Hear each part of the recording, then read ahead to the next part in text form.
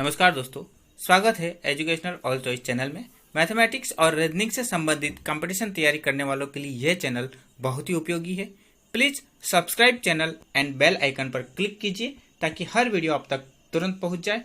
और यदि आपको ये वीडियो अच्छा लगे तो प्लीज लाइक कीजिएगा।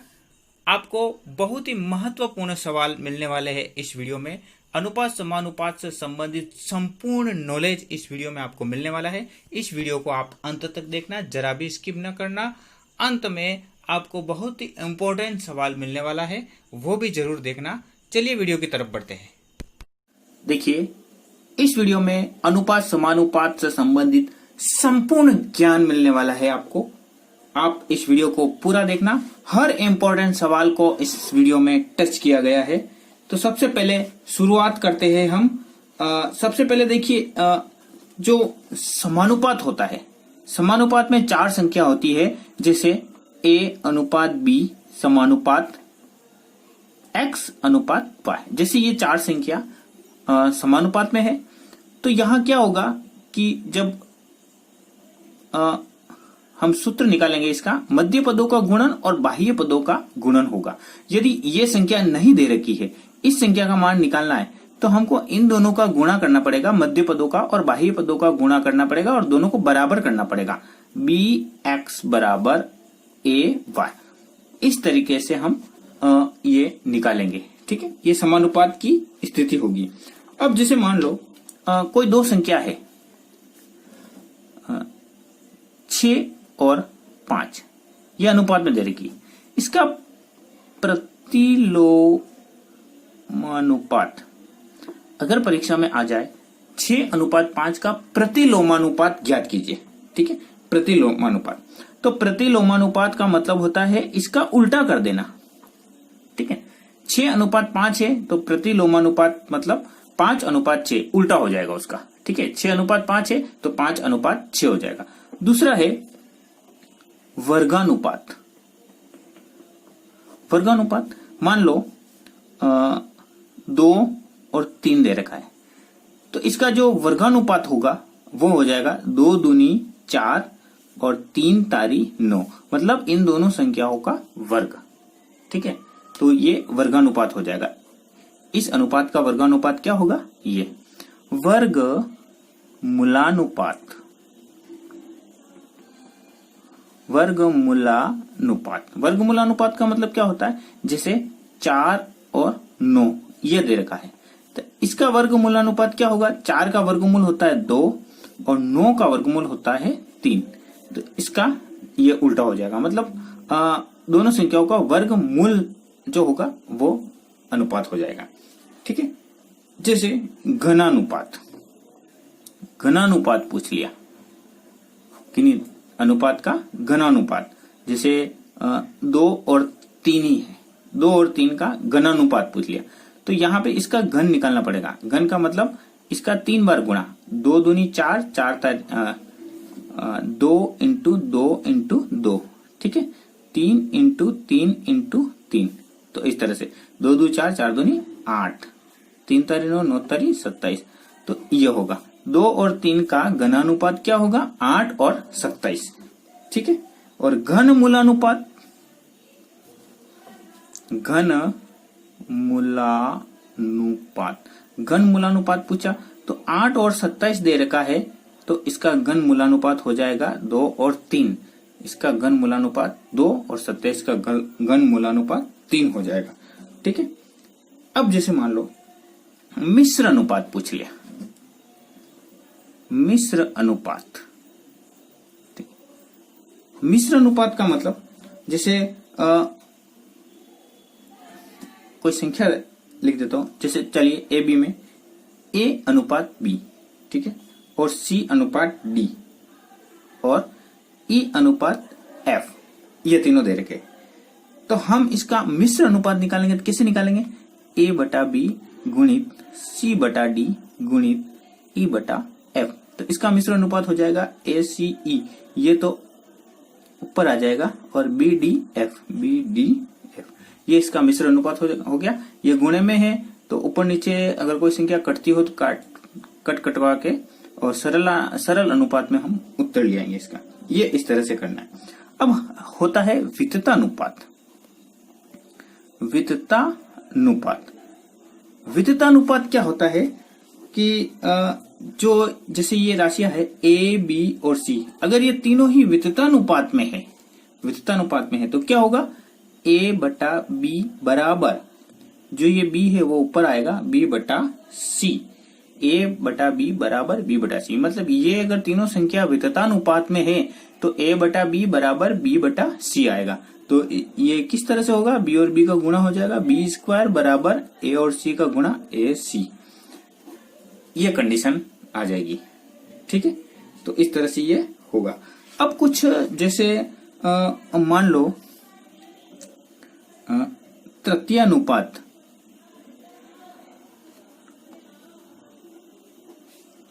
मध्यानुपात, चतुर्थानुपात, ये कुछ हमें ज्ञात करना पड़ता है। तो जैसे देखो 4 और 6 का तृतीय पद निकालिए, तृतीय पद निकालना है मान लो, तो ये किस तरह से होगा, तो हमें क्या करना पड़ेगा, 4, 6 और x, ऊपर एक शर्त दे रखी होती है, जब 2 पद दे रखे होते हैं और तीसरा पद निकालना है तो एक शर्त जरूर देंगे कि वो विततानुपात में है।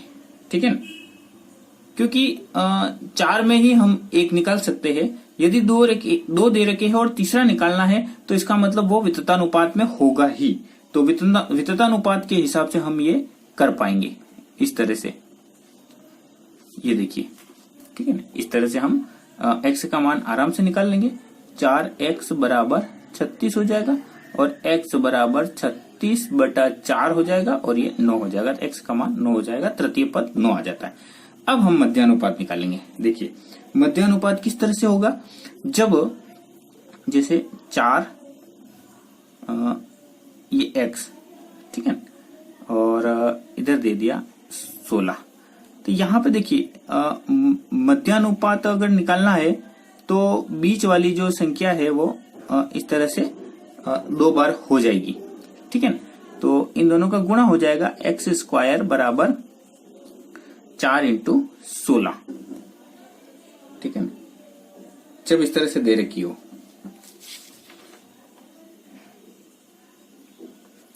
अब देखिए आगे करते हैं, तो इसमें भी कंडीशन वही दे रखी होगी विततानुपात वाली। ठीक है, क्योंकि इसमें भी 3 संख्या ही दे रखी होगी और बीच वाली संख्या हमको निकालनी है और सभी संख्या विततानुपात में है। यहाँ पे भी विततानुपात की ही शर्त दे रखी होगी, तभी हम इस तरह से निकाल सकेंगे। ये 2 इंटू ये 4 हो जाएगा, x का मान कितना हो जाएगा, 8 हो जाएगा।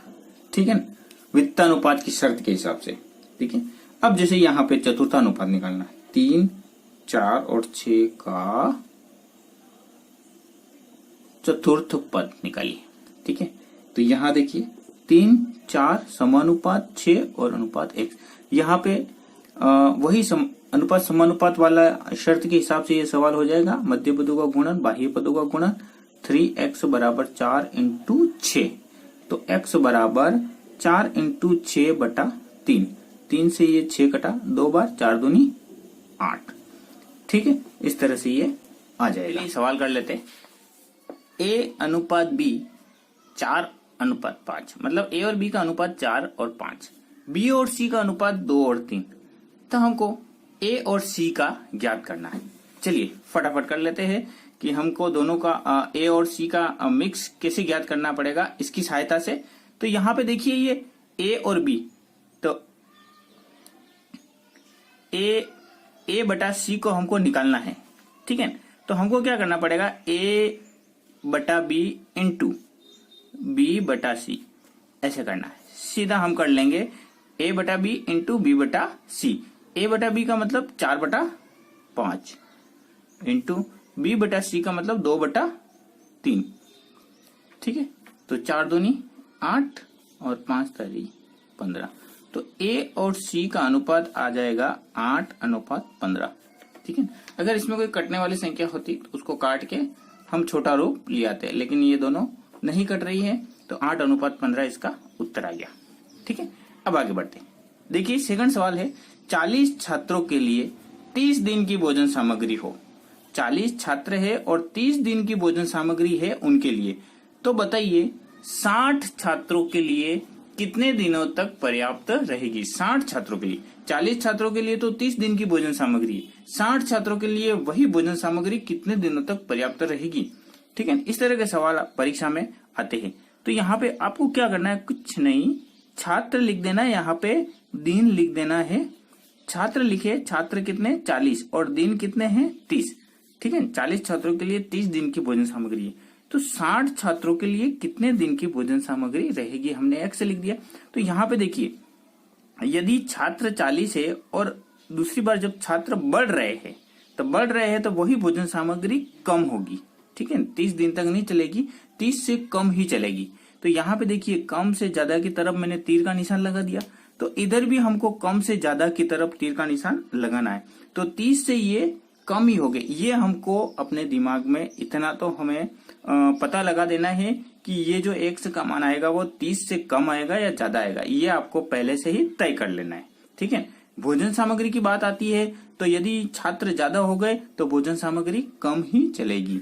तो ये कम से ज्यादा की तरफ हम तीर का निशान इस तरह से लगा देते हैं। खास इसका महत्व है, ये तीर का निशान हम लगाएंगे ना इसमें, उसी का महत्व है।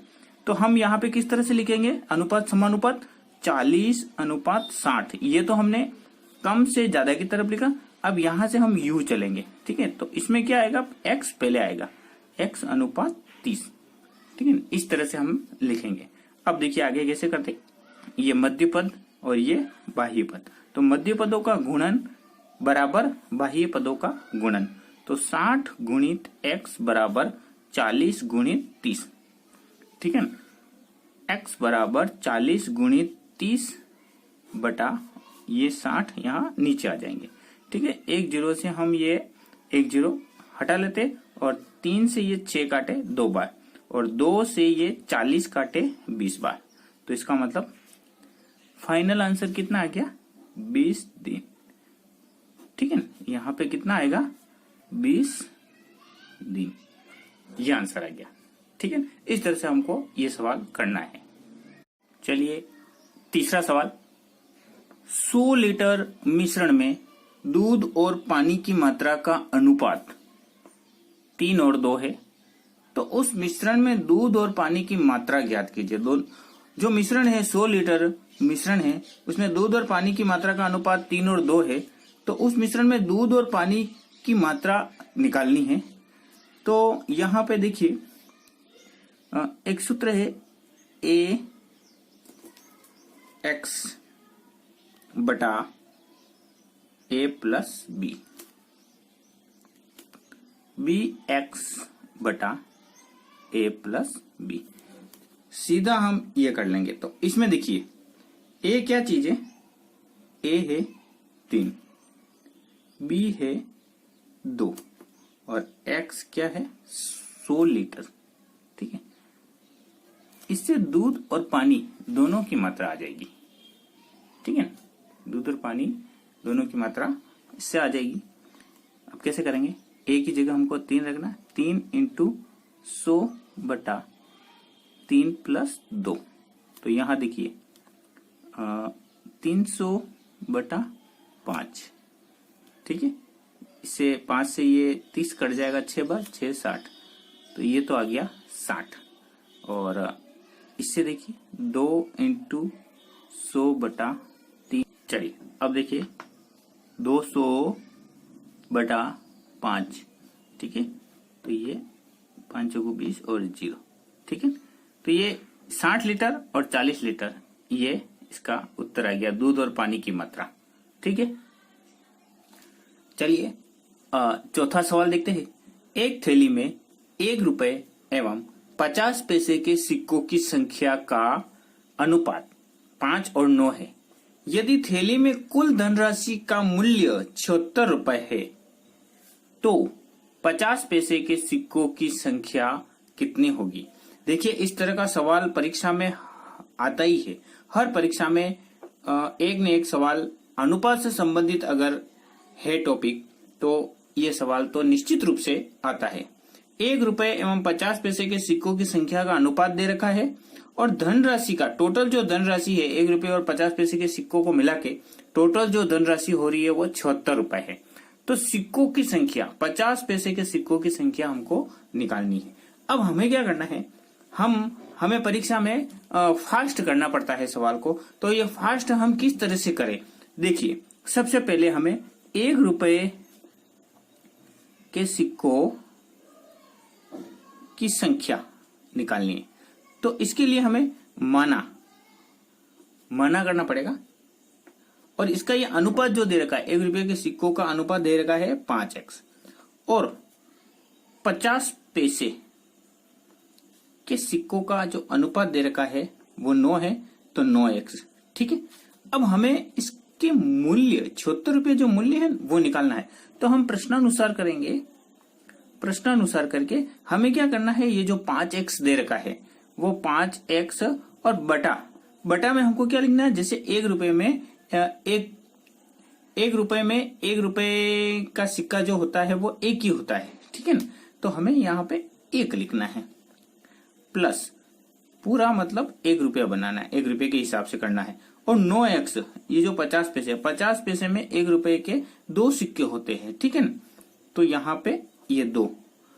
ठीक है, अब हमें जैसे ये हो गया 50 पैसे के ₹1 के सिक्कों का ये मूल्य हो गया और 50 पैसे के सिक्कों का ये मूल्य हो गया, क्योंकि इन दोनों का जो अनुपात है वो सिक्कों की संख्या इस तरह से दे रखी है। ठीक है, ₹1 के सिक्कों की संख्या इतनी है।